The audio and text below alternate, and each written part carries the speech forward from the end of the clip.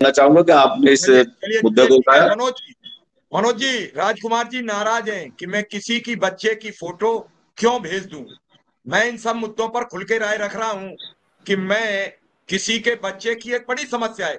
बच्चा नाबालिग है और नाबालिग की फोटो नहीं, मैं अपनी सार्वजनिक नहीं क्यों की दूं? जा सकती। ये मैं अपना सुप्रीम ही कोर्ट क्यों की दूं? मेरी सेवा शर्तों में ये कहीं नहीं लिखा है कि मैं अपना फोटो दूंगा। महिलाएं अपनी फोटो क्यों देगी भाई? क्या मतलब इस चीज का? क्या आपका ये जो सिस्टम है क्या इतना अपग्रेड और मनोज अपडेट जी है कि इससे गंभीर कहीं बात कोई है। डाटा चोरी नहीं हो सकता, कहीं सुप्रीम इसका कोर्ट के दुरुपयोग नहीं हो सकता? निर्देशों की अवहेलना होगी। सुप्रीम कोर्ट ने कहा है कि किसी भी माइनर का फोटो आप बाहर नहीं भेज सकते हैं। सर नहीं, देखिए, अब आप महसूस कर सकते हैं कि जो सिस्टम ये अपग्रेड कर रहे हैं, क्या उसमें ये संभावनाएं नहीं है कि इनके फोटो कहीं वायरल हो सकता है, कोई चोरी हो सकती है इसकी डाटा की? और मैं तो मनोज जी, पुनः अनुरोध करना चाहूंगा कि आप इस व्यवस्था को एक तरफ रखिए और सीधा अपने पुराने जो पैटर्न पाइए, अपने अधिकारियों को लगाए निरीक्षण करके, जो पूरा दिन ऑफिस में बैठ करके सब पूरा दिन उल्टे सीधे चाबुक चलाने का काम करते हैं।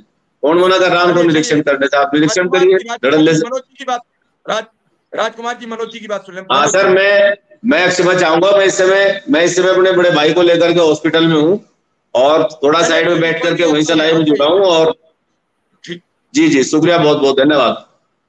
ठीक है मनोज जी। देख, देखिए सर, कई बिंदुओं पर चर्चा हुई है। ऑनलाइन ये करना तो कदापि उचित नहीं है किसी भी कीमत पे। इसको हम लोगों ने विद्यालयों में झेला भी है। हमको तो एक डैशबोर्ड बनवाना था शिक्षक का, हम उसमें फोटो नहीं लगा पाए, इसलिए कि मेरे स्टाफ में 10 तो महिलाएं। एक बार उनसे कह दिया, 2 बार कह दिया, फोटो नहीं आया, हमने बनवाया ही नहीं। उसके लिए मेरे ऊपर कार्रवाई हुई है। क्या किया जा सकता है? अब वो कहेंगे, ऐसी ऐसी बातें कहते हैं कि वो संभव, एकदम कदापि संभव नहीं। ये पूरा पूर्ण रूपेण अव्यवहारिक है, इसको बंद करना चाहिए। विषय केवल ये है कि अगर ये चाहते हैं कि शिक्षा व्यवस्था चले, तो पहले तो अपना नरेटिव जो बना रखा है उसको बदलना। शिक्षक कभी भी चाबुक से नहीं चलेगा।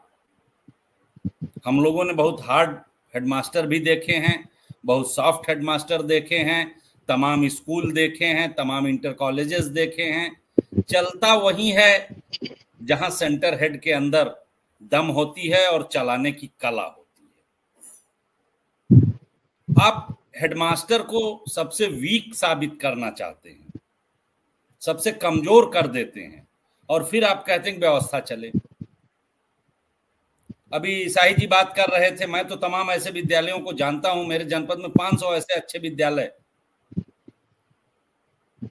जो ट्रेंड करते थे, 500 प्लस की छात्र संख्या रखते थे, उनको अधिकारियों की मिली भगत से बर्बाद कर दिया गया। उसके ठीक बगल में 20 मीटर पे, 50 मीटर पे, 100 मीटर पे पटापट जो है इंग्लिश मीडियम स्कूल को मान्यता दे दी गई। एनईपी की आड़ में सरकार के इंग्लिश मीडियम स्कूलों के ऊपर हिंदी मीडियम में नाम लिखवा दिए गए।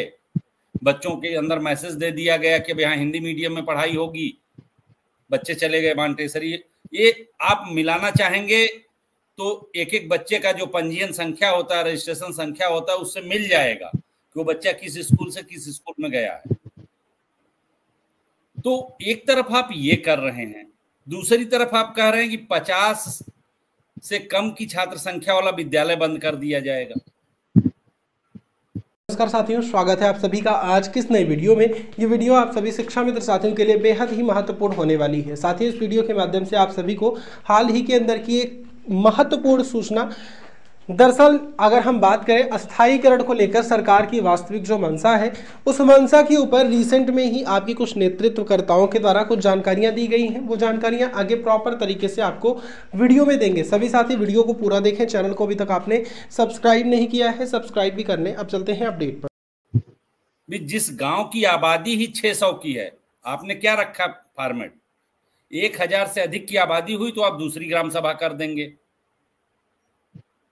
अब आप दूसरी ग्राम सभा कर दिए, उस गांव में 400 लोग हैं, 75 ठो परिवार है, तो 54 बच्चे आ गए, तो उससे ज्यादा बच्चे हैं ही नहीं उस गांव में, कहां से लाएगा वो अध्यापक? तो ये सब जो चीजें हैं इनको क्लियर करना होगा। पाठ्य पुस्तकों पर आइए ना, उस पर तो अभी चर्चा नहीं हुई, अभी नहीं मिली है। एक सत्र परीक्षा हो गई, अगली होने वाली है। तो इन चीजों पर ध्यान, आप केवल क्या करना चाह रहे हैं, आप सब कुछ डिजिटल करके योजनाओं का चाबुक चलाना चाह रहे हैं। देखिए हमारे यहाँ दिक्कत क्या हो गई है, हमारे यहाँ दिक्कत केवल ये हो गई है कि जो हमारा परियोजना अधिकारी हमारे बेसिक शिक्षा परिषद की ऑफिस में जाके 24 घंटे बैठ गए, गड़बड़ वहां से हुई। चलिए, बेसिक शिक्षा परिषद के अनुसार नहीं चल रहा है सर, सुनिएगा सर एक मिनट। बेसिक शिक्षा परिषद के अनुसार नहीं चल रहा है। बेसिक शिक्षा परिषद राज्य परियोजना कार्यालय की मंशा पे चल रहा है। 92 में आया था ऑपरेशन ब्लैक बोर्ड, 96 में आया था सर्व शिक्षा अभियान। ये सब परियोजना के कार्यक्रम आते हैं, इनके तमाम कार्यक्रम होते हैं। कुक मिल है और आपका मिल्क है, आयरन की गोली है, ये सब तमाम ऐसे प्रोजेक्ट इनको जो आते हैं सरकार के, उनको विद्यालयों के माध्यम से बंटना होता है। लेकिन आप लाके इसी पे केंद्रित कर दिए, बाकी बेसिक शिक्षा परिषद का कोई काम ही नहीं रह गया। परीक्षा कब होगी कोई पता नहीं, पेपर कैसे बनेगा कोई पता नहीं।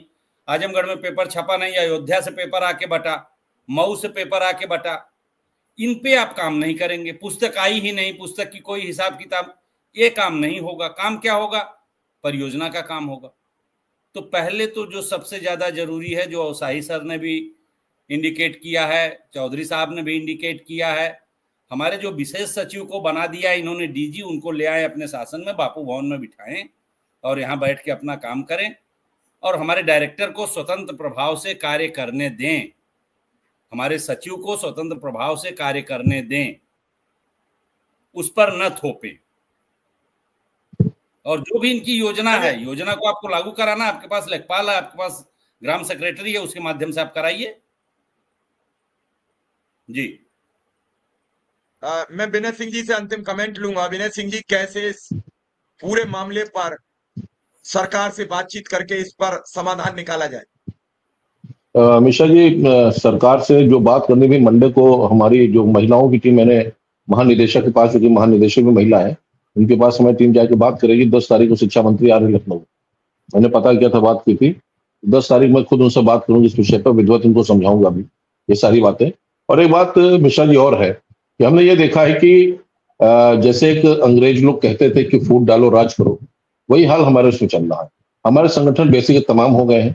आज हमारे कई लोगों के फोन है बड़े बड़े संगठनों के, मैंने कहा सब यूनाइट हो, और जिसको संयोजक बनना, जिसको अध्यक्ष बनना वो करे, सब इस मुद्दे पर सब यूनाइट हो कि समस्या सबकी है ना, और उन सब चीजों से अलग हटो और सब एक साथ यूनाइट होकर जो निर्णय ले लो, हम सब लोग मानने को तैयार हैं, और एक साथ जो निर्णय लेना वो करो। होता क्या है कि जैसे अभी आप देखिए, एक बीओ के साथ कुछ हो जाए, सारे बीओ जितने ब्लॉक एजुकेशन ऑफिसर पूरे प्रदेश के सब एक हो जाए। किसी बीएसए के साथ इनका संगठन सब एक हो जाएगा और पूरा बहिष्कार करने की चेतावनी। शासन के ऐसे ही है तमाम सब, मगर शिक्षकों का जो संगठन है वो कमी हमारी है कि मैं चाहता हूं, मैं प्रयास कर रहा हूं, पुराने लोग पढ़े हुए हैं, जिनका भी मनोज जी ने जिक्र किया भी था कि पुराने लोग पढ़े हुए हैं, तो उन लोगों को मैंने संदेश भी भेजा है, हमने भैया अब तो आ जाओ, अब तो स्थितियां इतनी वो हो गई हैं, अब तो सब एक होकर इसके लिए लड़ाई लड़ दी जाए। अब ये मैसेज भेजा है, कल तक देखिए इस मैसेज में क्या क्या होता है। बहरहाल जो हमने संगठन की ओर से तय किया है कि मंडे की शाम को महानिदेशक से मिलना है हमारी टीम को, और 10 तारीख को शिक्षा मंत्री आ रहे हैं, उनको समझाएं कि सर हकीकत ये है और इसमें ये दिक्कतें होंगी, कैजुअलिटियां हो सकती हैं, दिक्कत बढ़ेगी, तो इसलिए जो ये अव्यवहारिक आदेश इसे जो है थोड़ा सा इसके ऊपर आप निर्णय मिशन। चलिए, बिल्कुल आपने ठीक कहा कि सरकार को एक बार विचार करना चाहिए और ऐसे मुद्दों से शिक्षा का स्तर नहीं बनेगा। हालांकि शिक्षकों में नाराजगी जरूर बढ़ेगी जब तक उन्हें सभी संसाधन उपलब्ध ना कराएं, नए फरमान ना जारी करें। पहले सिस्टम को सुधारें, फिर व्यवस्था को सुधारें। पहले सिस्टम नहीं सुधारा, व्यवस्था सुधारने पे जुटे हुए तो मुझे नहीं लगता कोई बड़ी कामयाबी मिलेगी। आज